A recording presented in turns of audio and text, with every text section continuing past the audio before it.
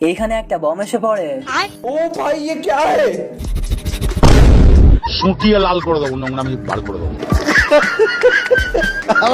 কয় কি साले को बम से उड़ा दूंगा एक बार। আর এদিকে এ তো একের পর এক বম মারতে আসছিল। কত হিম্মত একবার দেখি।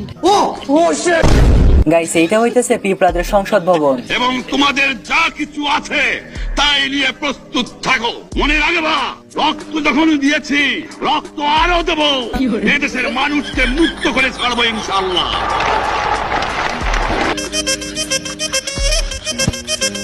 কাম সারছে, এ তো যুদ্ধ শুরু হয়ে গেছে। আর এদিকে এই বলো তো পিঁপড়াদের খেপে দিয়ে আরামেই ঘুমাইতেছে, হঠাৎ একটা বম তার নাকের উপর এসে পড়ে। ভাইরে ভাই, পিঁপড়া যে এতটা ডিজিটাল হয়ে গেছে এটা চিন্তাও করতে পারি নাই। এদিকে একটা পিঁপড়া লুকিয়ে লুকিয়ে এখানে আসে। পিঁপড়া বমটাকে ফেলে দিয়ে দৌড় দেয়। এই বলত ভাবে এইটুকু একটা বম।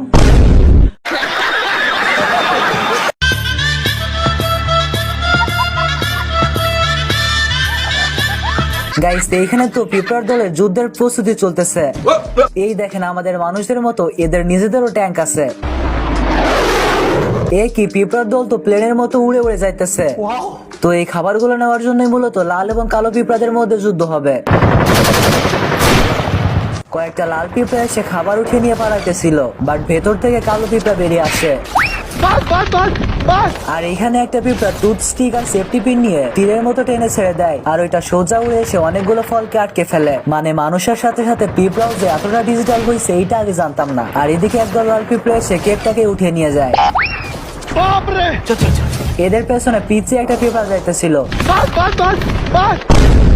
আরে ওই পিচ্ছি পিঁপড়াটা এত বড় একটা তরমুজ নিয়ে আসছে।